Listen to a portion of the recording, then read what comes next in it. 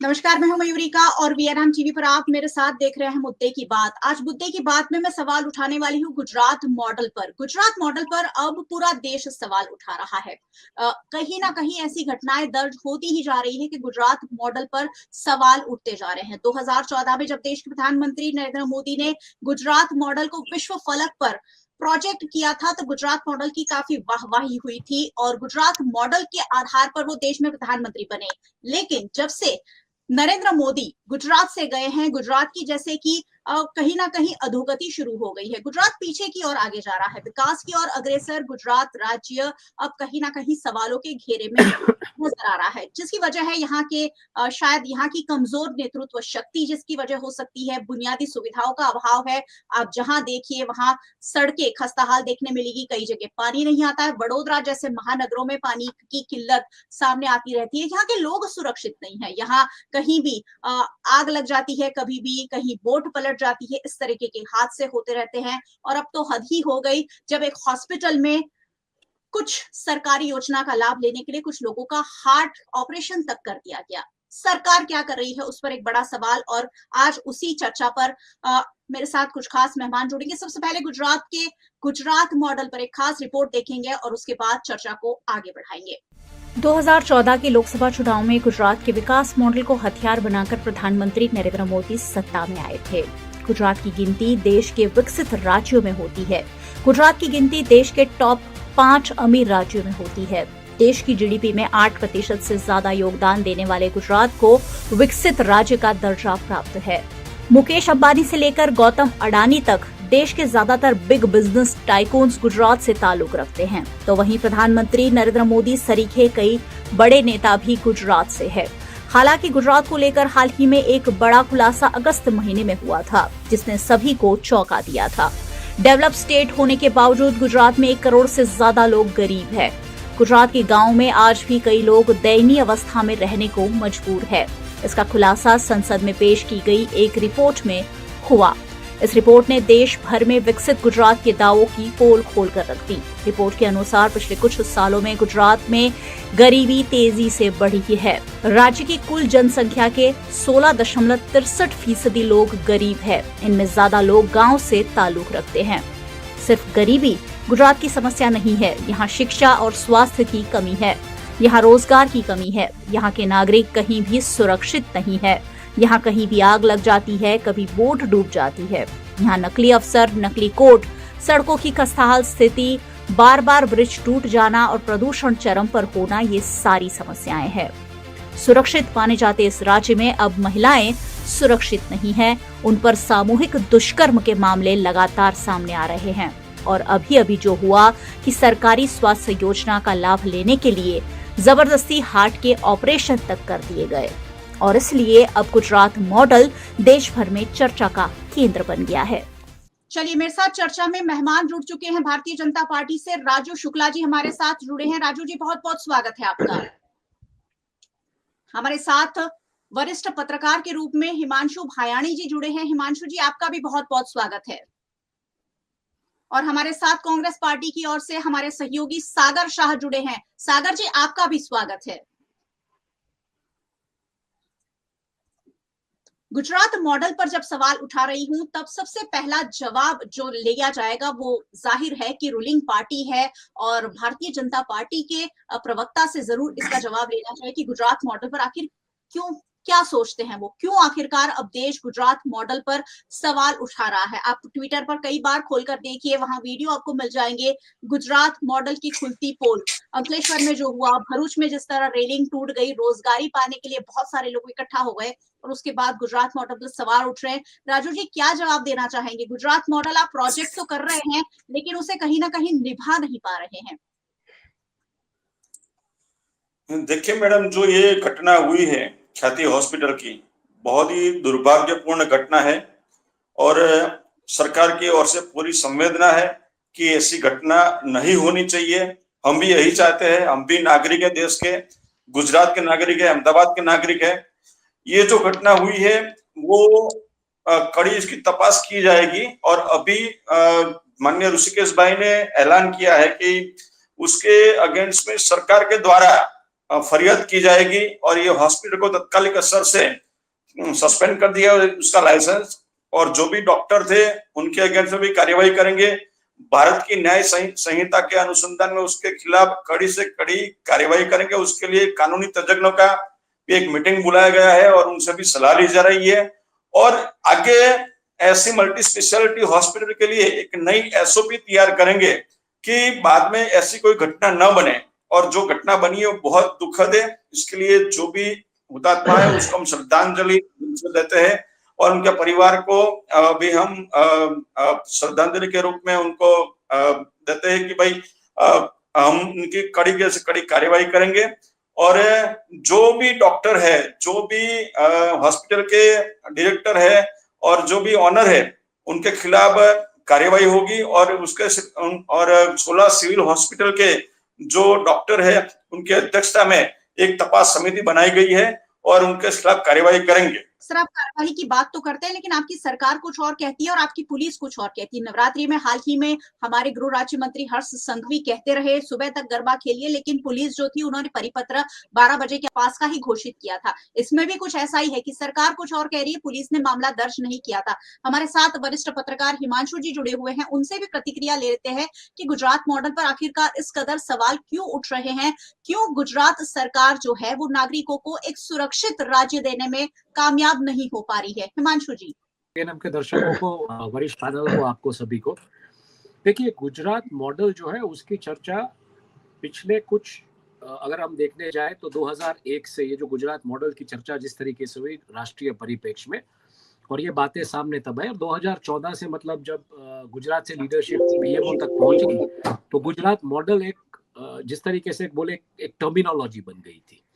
लेकिन देखिए गुजरात मॉडल कि अगर सही में हम बात करें तो 1960 में जिस तरीके से गुजरात एक इंडस्ट्रियल इंडेक्स पे 9th रैंक पे था जब मुंबई से महाराष्ट्र से अलग पड़ा, और बाद में 1990 में एक इंडस्ट्रियल इंडेक्स रैंक पे आया दूसरे स्थान पे 30 साल में, तो वो बात नहीं होती है। लेकिन यहाँ पे बात हुई ये गुजरात मॉडल की कि गवर्नेंस है, ये सब है। इसमें कहीं ना कहीं जो दिख रहा है वो क्या है, अगर हम देखने जाए तो नौकरियां नहीं दे पा रही है सरकार। जब नौकरियां नहीं दे पा रही है तो ऐसा जो एक पूरा का पूरा एक जिसको बोले एक सिस्टम होता है जो मॉनिटरिंग होना चाहिए, जिसका जो प्राइवेट सेक्टर में होता है, आप चाहे रोड्स ले लीजिए, आप चाहे स्वास्थ्य की सुविधा ले लीजिए, आप चाहे कोई भी ऐसा क्षेत्र ले लीजिए जहाँ पे गवर्नमेंट का एक एक्सपेंडिचर होता है, तो जब वहां से गवर्नमेंट की तरफ से मॉनिटरिंग नहीं होगा तो ऐसे वाकये सामने आएंगे। और हमने ऐसे वाकये कहाँ पे देखे, ज्यादातर जो गवर्नेंस का फेलियर कहाँ पे दिखा है, जो प्रोसीजरल एस्पेक्ट होता है, लाइक फायर का एनओसी लेना तो वो नहीं लिया जाता है, बोर्ड्स का जो एनओसी होता है या वो जो सेफ्टी पैरामीटर्स होते हैं वो नहीं होते। तो क्यों नहीं होता है? क्योंकि जब आप सरकार ऐसी नौकरियां नहीं दे पाएंगी मॉनिटरिंग जॉब्स के लिए बेसिकली, तो यहाँ पे समस्या आती है। और ज्यादातर आपने प्राइवेटाइज किया है। पिछले सालों में हमने ये भी देखा कि महानगर पालिका में जो सेवाएं होती है हाउसकीपिंग की यानी रोड वगैरह सफाई की, वो भी आपने प्राइवेटाइज कर दी है अपने कुछ मतलब कार्यकर्ताओं को लाभ देने के लिए, थर्ड पार्टी कॉन्ट्रैक्ट्स वगैरह। तो ये जिम्मेदारियों से जब आप मुखर कर जाते हैं, अकाउंटेबिलिटी नहीं रहती है ऐसे माहौल में, तो ये घटनाएं ऐसी होती है। और तब गुजरात मॉडल को लेकर सवाल इसलिए होते हैं क्योंकि आज अगर आप देखने जाए तो ऐसा नहीं है गुजरात में कुछ ऐसी घटनाएं नहीं हुई। अगर आपको पता हो तो राजकोट में केस हुआ था टाइगर बाम कांड, जहाँ पे जो क्रिमिनल्स थे उनकी आंख में टाइगर बाम लगा लिया था पुलिस ने, मतलब उनको उस तरीके से, तब भी ये बातें हुई थी। लेकिन तब गुजरात मॉडल के साथ इसको नहीं जोड़ा गया था। आज प्रचार प्रसार के जिस तरीके के माध्यम है उसमें अगर छोटी से भी कहीं गलती होती है और लोगों की जान जाती है, सबसे बड़ा मुद्दा ये है कि लोगों की जान जाती है, तो उसको लेके बिल्कुल एक प्रजा में से आवाज आएगी और तब जाके सवाल खड़ा होगा। वो जो टर्मिनोलॉजी है गुजरात मॉडल, उसको लेकर मॉडल गवर्नेंस का वैसा है, लेकिन सरकारी नौकरियां जब ना हो, एक मॉनिटरिंग सरकार की तरफ से ना हो, एक प्रोसीजरल एस्पेक्ट में बहुत ही ईज ऑफ जिसको बोले कि ईज आ जाती है, करप्शन आ जाता है, तब जाके ये समस्याएं होती है। और ये समस्याएं और ये घटनाएं बहुत ही दुखद है क्योंकि इसमें जान हानि बहुत बड़े पैमाने पे होती है। आज कैसे हुआ कि डॉक्टर्स इस तरीके से स्टैंड डाल देंगे और महाअमृतम कार्ड का वगैरह जो भी उनको बेनिफिट है वो ले लेंगे, क्योंकि आज वहां पे मॉनिटरिंग सिस्टम वो गवर्नमेंट के अधिकारियों का नहीं है, जहां पे गवर्नमेंट का पैसा या गवर्नमेंट की स्कीम्स जो है वो स्पेंड होने वाली थी। अगर ये मॉनिटरिंग होता, ये उसका मैकेनिज्म होता, चलिए मॉनिटरिंग आप नौकरी नहीं दे रहे ठीक है, लेकिन डिजिटल इंडिया का जी आप जो बात कर रहे हैं, अगर उसके जरिए भी ये मॉनिटरिंग होता तो मुझे लगता है कि ऐसी घटनाएं नहीं होती। तो बात क्या हुई अल्टीमेटली कि आपको सरकारी नौकरियां देनी पड़ेगी। सरकार जब अपना पैसा खर्च करवाती है, गुजरात मॉडल के बारे में बात करती है, तो मॉनिटरिंग मैकेनिज्म जब तक नहीं होगा तब तक ये समस्या। दूसरी बात बहुत क्लियर है, आदमी की खुद की एक अंतरात्मा होनी चाहिए। आज के इस जमाने में महंगाई जिस तरीके से घर कर रही है, उसमें मतलब डॉक्टर जैसे लोग जो है हिपोक्रेट ओथ लेते हैं कि पेशेंट की जान के साथ ऐसे खिलवाड़ नहीं करेंगे, अगर ये भी ये करने लगे तो समाज में आप किसके पास जाएंगे, सबसे बड़ी समस्या है। और कहाँ पे करप्शन नहीं है, ये सबसे बड़ा सवाल है। चाहे वो पुलिस डिपार्टमेंट हो, चाहे वो म्युनिसिपल कॉर्पोरेशन हो, चाहे वो सरकारी दफ्तर हो, तो ये सबसे बड़ी समस्या है कि उसमें एक मैकेनिज्म मॉनिटरिंग जो होना चाहिए सरकार की तरफ से वो नहीं है, और लोगों का ईमान जो है वो मतलब एक खत्म होता जा रहा है। सर बिल्कुल सही बात है और बहुत ज्यादा सहमत हूँ। सरकार की कमियां तो है ही, जिसे हम गिनाते ही हैं, लेकिन आम जनता पर जो सवाल उठते हैं, हमारे जैसे सिटीजन्स पर जो सवाल उठते हैं, वो भी बहुत ज्यादा बड़े हैं। क्योंकि सरकार एक आम नागरिकों के साथ जुड़कर बनती है और हर व्यक्ति जब भ्रष्टाचार में लीन होना पसंद कर रहा है, कहीं ना कहीं पैसे कमाने की होड़ में हम इतना आगे तक निकल जाते हैं कि हमें पीछे के दिखाई नहीं पड़ता है कि कुछ लोगों का उससे नुकसान हो रहा है। कॉन्ट्रैक्टर है जो खस्ताहाल सड़कें बना देते हैं चंद मुनाफे के चक्कर में। डॉक्टर जो है स्टैंड लगा देते हैं। स्टैंड लगाना एक आम आदमी के लिए बहुत बड़ी बात हो जाती है, लेकिन सिर्फ ये सरकारी योजना का लाभ लेने के लिए, और वो सरकारी योजना का लाभ कैसे अस्पताल को मिल गया, उस पर भी एक बहुत बड़ा सवाल है। और इसीलिए गुजरात मॉडल फिर एक बार सवालों के घेरे में है। कांग्रेस के हमारे सहयोगी काफी वक्त से इंतजार कर रहे हैं, क्या जोड़ना चाहेंगे गुजरात मॉडल पर? ये जो सवाल उठ रहे हैं उस पर आपका क्या मानना है?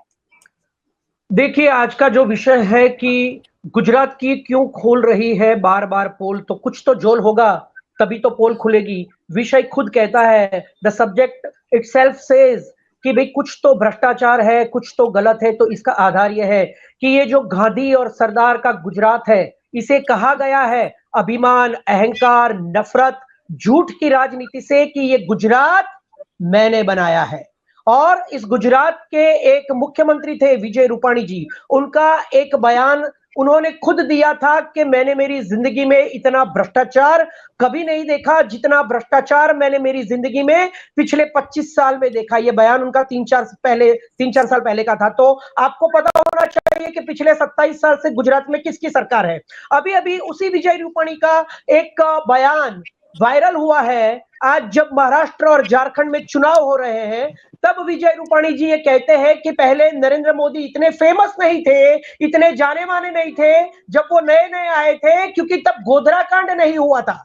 देखिए, ये पपेट, नकली, जो नकली सरकार है, उस सरकार में हर महीने आपको एक नकली चीज बाहर आती है। तो उनके बनाए हुए पपेट मुख्यमंत्री नकली कहते हैं कि जब तक गुजरात में गोधरा कांड नहीं हुआ था तब तक नरेंद्र मोदी का कोई नाम नहीं हुआ था। तो ये गुजरात मॉडल क्या है? नफरत का, झूठ का, हिंसा का, हत्या का। ये गुजरात मॉडल जब आज पूरे भारत में प्रचारित किया गया है, तो 10 साल के बाद आपके पास विकास करने की बात नहीं है। 12 साल गुजरात के और 10 साल भारत के, उसके बाद भी महाराष्ट्र और झारखंड के अंदर बटोगे तो कटोगे, ऐसे सूत्र जब आपको देने पड़ रहे हैं। और इंडिया गठबंधन जिसको 65% वोट इस देश की जनता देती है, उसे जब घुसपैठिए कहना पड़ता है प्रधानमंत्री के द्वारा, और प्रधानमंत्री मछली, मटन, मंगलसूत्र, गाय, भैंस, आपकी संपत्ति हड़प ले जाएंगे, कांग्रेस आएगी तो दंगे होंगे।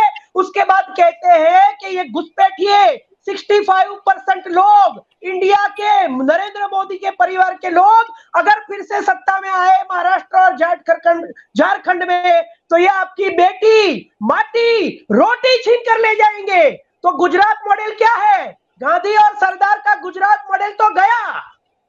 पिछले 25 साल से ये गुजरात नफरत का, हिंसा का, हत्या का, ऐसे ऐसे स्लोगन्स और ऐसे ऐसे सूत्रों का कि बटोगे तो कटोगे, ये घुसपैठिए आए तो आपकी बेटी, रोटी और माटी ले जाएंगे। और ये कहते हैं बेटी बढ़ाओ, बेटी पढ़ाओ, बेटी बढ़ाओ, सबका साथ, सबका विकास, सबका विश्वास। कहाँ है सबका साथ, कहाँ है विश्वास?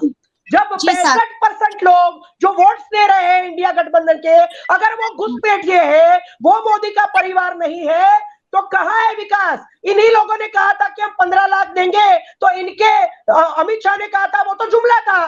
तो हायर अथॉरिटी कहती है कि हमारी सरकार तो नकली है, क्योंकि हम तो जुमला देते हैं, हम तो रेवड़ी देते हैं। और लगातार देखिए, मैं पूरा करता हूं, लगातार देखिए, नकली पीएम एडवाइजर, नकली पीएमओ वरिष्ठ अधिकारी, नकली कस्टम अधिकारी, नकली कलेक्टर, नकली सीबीआई अधिकारी, नकली आईएएस अधिकारी, नकली आईबी अधिकारी, नकली सिंचाई की कचेरी, नकली टोल नाका, नकली सुपरिटेंडेंट इंस्पेक्टर, नकली पीएमओ के बाद सीएमओ, नकली ईडी के अधिकारी, नकली एनआईए के अधिकारी, नकली जज, नकली कोर्ट, नकली आर्मी कैप्टन, नकली सीएम, और पब्लिक ने चुने हुए नहीं, लेकिन राजस्थान में चिट्ठी देकर वसुंधरा राजे को नहीं बनाए हुए नकली पीएम जब ऐसे स्टेटमेंट देते हैं कि हमारे प्रधानमंत्री फेमस नहीं थे, वो गोधरा कांड के बाद फेमस हुए, तो सोचिए कि गुजरात मॉडल क्या है, ये पपेट क्या है, ये नकली क्या है, ये जुमले क्या है, ये रेवड़ी क्या है, ये सरकार पूरी नकली है, जिनसे छोटे से छोटे अधिकारी से लेकर उनके पीएम तक पपेट और नकली है। तो ये झोल है और यही पोल है जो 10 साल में खुल रही है। झोल है और पोल है, लेकिन जनता अभी भी भर भर झोली वोट भारतीय जनता पार्टी को गुजरात में कर रही है। वो क्यों कर रही है उस पर चर्चा जरूर होगी, लेकिन छोटे छोटे जवाब दिया कीजिए ताकि हर एक की बारी फटाफट से आए और हर एक के हम ज्यादा से ज्यादा व्यूज ले सके। राजू जी हमारे साथ है। राजू जी, करनी और कथनी में इतना फर्क क्यों दिख रहा है? नरेंद्र मोदी की वो सरकार भी हमने देखी है, जब नरेंद्र मोदी का एक दौरा होता था और उससे 6 महीने पहले टीम पहुंच जाती थी, वहां सारा सर्वे हो जाता था, वहां कहाँ कमियां है दूर हो जाती थी, वो सरकार भी हमने देखी है। और उसके बाद आनंदीबेन पटेल के बाद विजय रूपाणी, और जिस तरह से डाउनफॉल आता जा रहा है, मुख्यमंत्री भूपेंद्र पटेल अपनी ओर से कोशिश शायद कर रहे हैं लेकिन वो नाकाफी साबित हो रही है। गुजरात को एक मजबूत नेतृत्व शक्ति क्यों नहीं मिल रही है? राजू जी, आज जो मुद्दा है उनका भटकाने का काम सागर भाई ने किया है।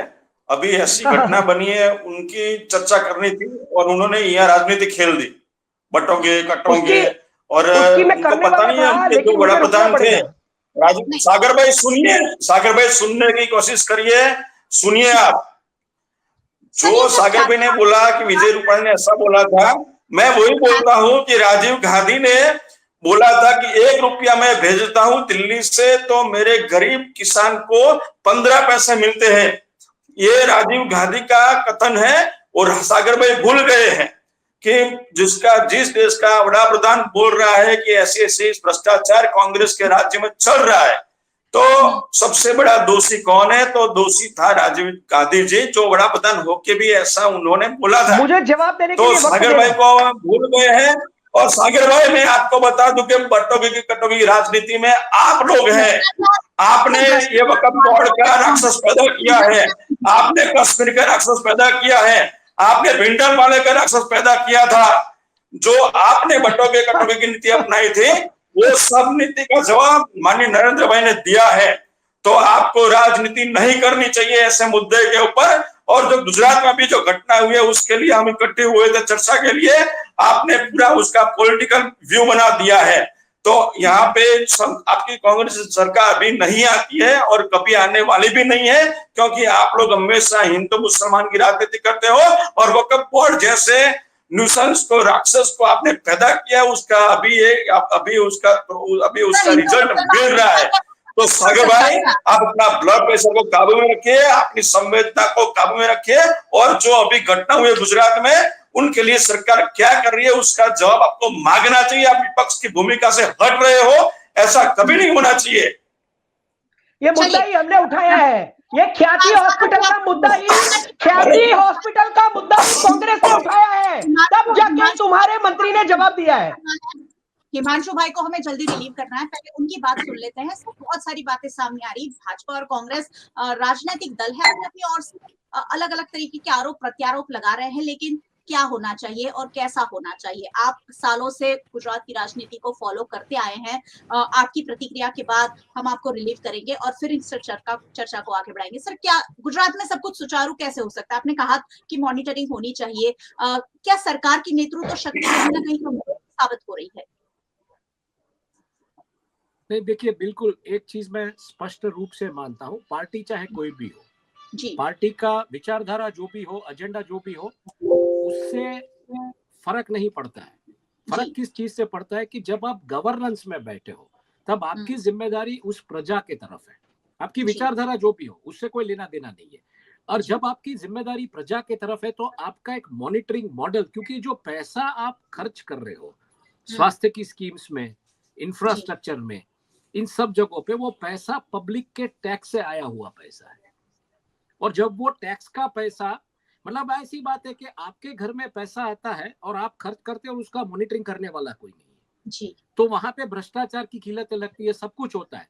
तो मेरा क्लियरली मानना है एक बिजनेस जर्नलिस्ट के तौर पे, क्योंकि मैं एक बिजनेस जर्नलिस्ट हूँ, मैं कॉर्पोरेट दुनिया से ज्यादा ताल्लुक रखता हूँ। जी आप तो सीएनबीसी कॉर्पोरेट वगैरह दुनिया के लिए क्या होता है, बॉटम लाइन प्रॉफिट होता है, बॉटम लाइन प्रॉफिट होता है। लेकिन यहाँ पे गवर्नेंस में बॉटम लाइन प्रॉफिट नहीं होता है। गवर्नेंस में बॉटम लाइन होता है कि आपका वोटर आपको वापस वोट क्यों करेगा। तो जी उसके चलते जब ऐसी आवाजें आती है तो आपके पास एक मॉनिटरिंग मैकेनिज्म, एक स्ट्रॉन्ग मॉनिटरिंग मैकेनिज्म, जो पैसा आप खर्च कर रहे हो उसका होना चाहिए। वो चाहे अब आप जॉब्स देके कीजिए, वो चाहे आप डिजिटली कीजिए, आपको जिस तरीके से भी करना है। लेकिन जब तक ये देखिए बेसिक चीजें है, एनओसी जी लेना टायर का, सेफ्टी इक्विपमेंट्स लगाना, ये बेसिक चीजें है। ये कोई रॉकेट साइंस नहीं है, ये कोई आपको रॉकेट नहीं उड़ाना है। तो बेसिक चीजों का भी जब मतलब आप हमको देखने को मिलता है कि एक निर्मूलन हो चुका है, एक व्यवस्था पूरे भ्रष्ट तरीके से हो चुकी है, कहीं को किसी को भी एनओसीज मिल जाते हैं, किसी का लैंड क्लियर हो जाता है, तो ये क्लियरली इंडिकेट करता है कि भ्रष्टाचार है। पैसे के भ्रष्टाचार में लोग डूबे हुए हैं, चाहे वो अधिकारी हो, चाहे वो कॉर्पोरेट्स हो, चाहे वो बिजनेस फ्रेटर्निटी हो, चाहे वो छोटे से छोटा मतलब उसका मॉनिटरिंग करने वाला हो। तो ये नहीं होना चाहिए। उसका एक मैकेनिज्म आप लाइए कि ये पब्लिक का पैसा है, पब्लिक की उसके लिए खर्च हो रहा है, पब्लिक के वेलफेयर के लिए, और उसको आपको सही तरीके से चैनलाइज करने के लिए एक मॉनिटरिंग मैकेनिज्म आपको लाना पड़ेगा। बस मैं इतना कह के विदा लूंगा। हिमांशु जी बहुत बहुत शुक्रिया हमारे साथ जुड़ने के लिए, बहुत बहुत शुक्रिया।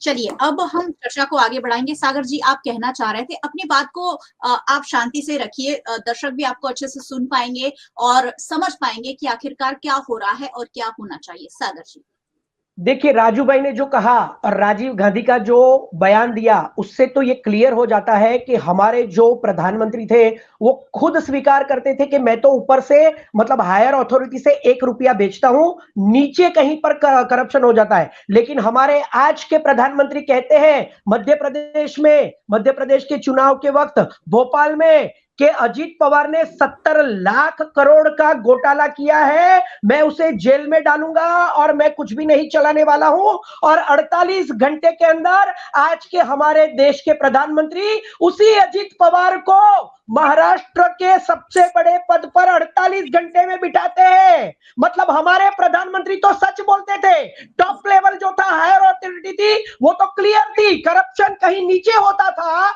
लेकिन यहां पर तो देश के नरेंद्र मोदी, आज के प्रधानमंत्री, चाहे वो हिमंता बिस्वा शर्मा हो, चाहे वो छगन भुजबल हो, ब्लड प्रेशर बढ़ जाएगा, धीरे बोलिए, ब्लड प्रेशर बढ़ जाएगा, धीरे बोलिए। अभी बीच में मत बोलिए, मैं नहीं बोला था, धीरे बोलिए, ब्लड प्रेशर बढ़ जाएगा। मत बोलिए, मैंने सुना था आपकी बात, मैं चुप रह गया था, तो अभी सुन बीपी लीजिए। बढ़ जाएगा, अटैक आ जाएगा, शांति से सुन बोलिए। लीजिए, अरे सुन लीजिए, सच्चाई सुन लीजिए। अटैक आ जाएगा, हार्ट अटैक आएगा, शांति से बोलिए। देश को पता है कि अरे धीरे बोलो, अटैक आ जाएगा भाई। अजीत पवार ने किया था और 48 घंटे में इस देश के प्रधानमंत्री ने उन्हें अंदर डालने की बात की थी, लेकिन महाराष्ट्र के सबसे बड़े पद पर बिठा दिया उसी अजीत पवार ने।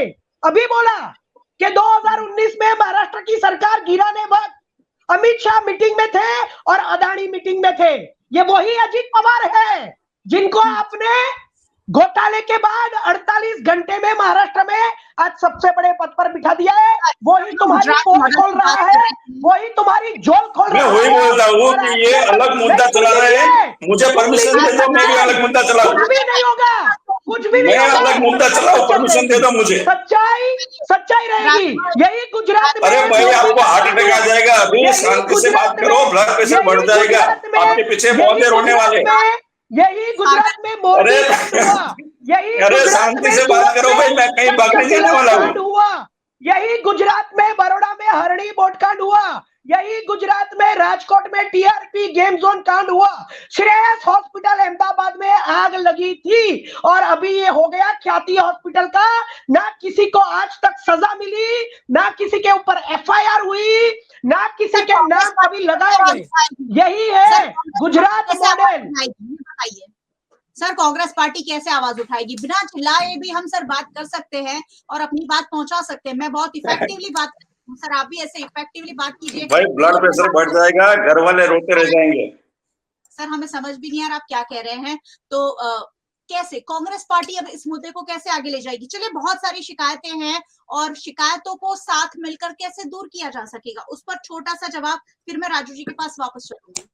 देखिए, ये मुद्दा जो है वो सबसे पहले सुबह में 8 बजे हमारे कांग्रेस के कोऑर्डिनेटर श्री हेमांग रावल जी ने ही उठाया है और उनका वीडियो खुद मैंने रिकॉर्ड किया था और हमने उसे अपलोड किया। उसके बाद कांग्रेस ने प्रेस कॉन्फ्रेंस की। कांग्रेस ने पहले भी जितने भी आंदोलन है गुजरात के अंदर टीआरपी गेम जोन में राजकोट का बंद का ऐलान भी सफल करवाया था। ये 27 साल से चल रही डबल इंजन की सरकार में। और जब बार बार इस देश को लूटा जाएगा तो आवाज बढ़ेगी। आवाज नहीं बढ़ती है तो कहते हैं कि कांग्रेस आक्रामक नहीं है।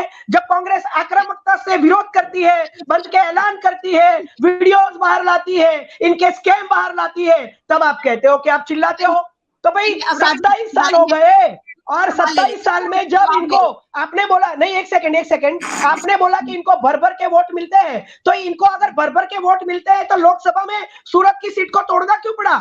उसके बाद भी बहुत सारी सीटों को तोड़ने के लिए प्रयत्न किया गया। एडीसी के रिपोर्ट आए हैं, वोट फॉर डेमोक्रेसी के रिपोर्ट आए हैं, 79 सीट्स के गफलों के रिपोर्ट्स आए हैं, 5 करोड़ वोट्स के गफलों के रिपोर्ट्स आए हैं। सब कुछ हमने चुनाव आयोग में रजिस्टर करवाया है। आज तक चुनाव आयोग जवाब नहीं देता है, तो ये कैसे जीतते हैं ये भी दुनिया जानती है। तो जवाब मांग लेते हैं। राजू जी जवाब दीजिए, बहुत सारे सवाल और बहुत सारे आप पर इल्जाम लगे हैं। एक तो सूरत की सीट, मतलब ये नहीं है कि आज हम सिर्फ ख्याति हॉस्पिटल की बात कर रहे हैं, आज हम गुजरात मॉडल की बात कर रहे हैं। ख्याति हॉस्पिटल फिर एक बार एक ऐसा किस्सा हमारे सामने आया है कि कहीं ना कहीं सरकार की क्षमता पर सवाल उठ रहे हैं। सर कैसे ठीक होगा? चलिए, जो हो रहा है वो तो हो ही रहा है, लेकिन उसके लिए क्या किया जा सकता है?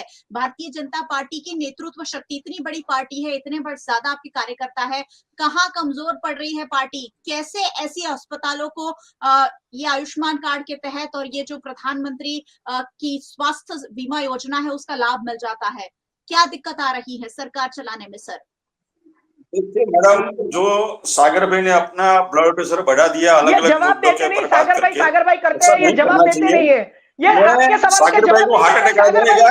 सागर भाई करते हैं, आप उनको पूछिए कि जवाब दीजिए। आप उनको पूछिए कि मेरे सवाल का जवाब दीजिए। सागर भाई मत कीजिए। सागर भाई करने से कुछ नहीं होगा। जो पोल है वो खुल रही है। तो क्या सर उन्हें जवाब देने भाई, आप राहुल गांधी बोलते रहे हो, तो मैं सागर भाई की बात नहीं ले सकता। आप मेरे सामने बैठे हो। राजीव गांधी बोला। अरे राहुल, अरे बस मैं वही बात कर रहा हूँ आपसे। मैंने उसका जवाब दिया। धीमे बोलिए, ब्लड प्रेशर बढ़ जाएगा भाई, ब्लड प्रेशर बढ़ जाएगा। शांति से बात करो। आप मेरी चिंता मत कीजिए। अरे करनी पड़ती है ना, तुम भी मेरे देश के नागरिक हो भाई, तुम भी मेरे देश के नागरिक हो। बचाने की चिंता कीजिए, मेरी मत कीजिए। अरे आप ख्याति हॉस्पिटल के डॉक्टर को बचाने की चिंता कीजिए, मुझे मत बचाइए। मैं मेरा देख लूंगा। मैं मेरा देख लूंगा। अरे आपको तो बचाना पड़ेगा ना भाई, तो इतना जोर से बोलेगा कौन मेरे सामने? आपको नहीं बचाऊंगा तो ख्याति हॉस्पिटल के डॉक्टर को बचाइए। ख्याति हॉस्पिटल के डॉक्टर को बचाइए। राजू जी जवाब दीजिए। अरे सागर भाई, मैडम मैं बोलता हूँ, सागर भाई अच्छे डिबेटर है, उनको जाहिर मंच पे ले जाइए, क्योंकि यहाँ पे वो बहुत सारी घूम करके वो डिबेट करते हैं, वो ठीक बात नहीं है। मैं आपको जवाब देना चाहता हूँ, लेकिन वो पीछे बोल जाते हैं। लेकिन मैं सागर भाई को यही बोलता हूँ कि उन्होंने जो अभी सूत्र दिया, उन्होंने जो गुजरात मॉडल की बात को किनारे पे करके सारे देश की चिंता कर दी, तो मैं उनको पूछना चाहता हूँ, जहाँ कांग्रेस की सरकार जीतते आती है वहीं पे चुटनी पंथी ठीक हो जाता है, वहीं पे ईवीएम भी ठीक हो जाता है, और जहां कांग्रेस हार जाती है, ठगबंधन उन्होंने जो बनाया वो हार जाता है, तो वहीं पे ईवीएम गलत हो जाता है, इलेक्शन कमीशन गलत हो जाता है, यानी कि सुप्रीम कोर्ट भी गलत हो जाती है। और बटोगे कटोगे की बात की तो उन्होंने, मैं कश्मीर में जब हिंदू को काटा था आप कहाँ थे भाई? कश्मीर में हिंदुओं का नरसंहार हो रहा था आप कहाँ थे भाई? गोधरा कांड में 59 जो हिंदू थे उनको जलाकर मार दिया गया, वह तब कहाँ थे भैया आप? और जिस देश के अंदर वक्फ बोर्ड जैसा आपने संविधान में पास करवाया, आपने बिल बना के पास करवाया, उस वक्त कहाँ थे भैया? मैं वो पूछना चाहता हूँ आपको सागर भाई कि अगर हिंदू मुस्लिम की बात करते हो तो आपने हिंदुओं का अपमान किया है। भगवान राम के अयोध्या में आपने आमंत्रण का स्वीकार क्यों नहीं किया था भाई? आप मुझे बताइए, भगवान राम के अयोध्या का मंदिर का आपने क्यों स्वीकार नहीं किया था भाई? आपने राम सेतु का तोड़ने का ऑर्डर क्यों किया था भाई? है आपको राम से प्रॉब्लम है? आपके राजीव गांधी, आपके राहुल गांधी ने 2007 में कोर्ट में एफिडेविट किया था कि राम, ये जवाब क्यों नहीं दे रहे? राम काल्पनिक है ऐसा आपके राहुल गांधी ने बोला था। अरे यार, ये राहुल गांधी राजीव गांधी कर रहे हैं और हम गुजरात मॉडल पे बात कर रहे हैं। यही कर रहे हैं, इनके पास जवाब ही नहीं है। नहीं, मैं आप इनके पास जवाब ही नहीं है। मैं आप दोनों को म्यूट कर रही हूँ ताकि मैं अपनी बात कह सकूं। आप जो कह रहे हैं वो बिल्कुल मुद्दे से भटकने वाली बात है। ना पक्ष अपनी चीजें बताने के लिए तैयार है, ना विपक्ष उसे सीधे सीधे सुनने के लिए तैयार है। आप दोनों को मैंने म्यूट किया है ताकि आप ये सुन सके और समझ सके कि हम बात क्या करना चाह रहे हैं। मैं सत्ता पक्ष से ये सवाल पूछ रही हूँ कि आखिरकार ये जो सारी गड़बड़ियां गुजरात में दिख रही है, आप लोग उससे आने वाले कुछ साल में कैसे सुलझाने वाले हैं? राजू जी, सिर्फ और सिर्फ इस बात का जवाब दीजिए। मैं आपको फिर से अनम्यूट कर रही हूँ। राजू जी, जवाब दीजिए। मैडम, सरकार की ओर से पूरी संवेदना है और जो भी आरोपी है वो पकड़े जाएंगे और सबको भारत के न्याय के प्रणाली के अनुसार उनके ऊपर सख्त कार्रवाई की जाएगी। आज इसके हिसाब से हमारे जो है, अब इससे शायद गुजरात की जनता को कोई फर्क नहीं पड़ने वाला है। आने वाले सालों में एक मास्टर प्लान आने वाले सालों में जो हेल्थ मिनिस्टर उन्होंने ऐलान किया है कि नई एसओपी बनाई जाएगी और कहीं ऐसी घटना ना बने उसका जांच किया जाएगा। और आयुष्मान कार्ड के अंदर ऐसे कैंप कहीं नहीं लगाए जाते। सरकार की गाइडलाइन है कि कोई ऐसा कैंप नहीं होना चाहिए और उसका भी हिसाब होगा। उसके लिए इसके लिए एक पैनल बनाई है और उसका माइक्रोस्कोपिक करके उनका जो डेड बॉडी है उनको माइक्रोस्कोपिक करके उनकी जांच की जाएगी और जो भी सच होगा वो बाहर लिया जाएगा और किसी भी को बख्शा नहीं जाएगा। भूपेंद्र भाई की सरकार का नियम है और हमारे गृह मंत्री और हेल्थ मिनिस्टर दोनों ने उस बात को समर्थन दिया है कि जो भी आरोपी होगा उसको कटघरे में खड़े करके उनका भारतीय पिनल कोड के हिसाब से उनका ऊपर केस दर्ज होगा और हॉस्पिटल का लाइसेंस भी सस्पेंड कर दिया गया है। जी, तक्षशिला कांड के आरोपी अब तक सामने नहीं आए। हरणी बोर्ड कांड में कोई ठोस कार्यवाही नहीं हुई है। सरकारी अधिकारियों की वहां जिम्मेदारी थी, वहां कुछ नहीं हुआ है। सूरत में अभी लगी। सर, आप लोग बातें करते हैं लेकिन उसका कुछ दिख नहीं रहा है नागरिकों को। तो नागरिक सवाल पूछेंगे कि 5 साल पहले, 5 से ज्यादा साल हो गए तक्षशिला कांड को, अभी तक उसके आरोपी तय नहीं कर पाए हैं आप लोग। तो अब कैसे हम विश्वास कर ले कि ख्याति हॉस्पिटल में जो हुआ उसके आरोपी तय हो जाएंगे और उन पर कार्रवाई हो जाएगी? सवाल बहुत सारे हैं जिसके कोई जवाब शायद आप लोगों के पास नहीं है। मैं सागर जी को भी अनम्यूट कर रही हूँ। सागर जी, छोटी सी प्रतिक्रिया के रूप में बताइए कि गुजरात में जो अंधाधुंधी फैली है कैसे सुलझाएंगे? हम राजनीतिक छींटाकशी से दूर रहे और as a citizen, as a Gujarat के सिटीजन, हम गुजरात को फिर से सोने की चिड़िया कैसे बना सकते हैं? देखिए, मैंने आज के विषय के ऊपर जितना भी 10 साल और 12 साल में जो हुआ है उसका एक एक मुद्दे का ब्यौरा दिया और कांग्रेस उसके लिए लगातार अपनी आवाज उठा रही है। चाहे डबल इंजन की सरकार की बात करें तो केंद्र में और राज्य में कांग्रेस के द्वारा हर आंदोलन में कांग्रेस ने अपनी आवाज उठाई है।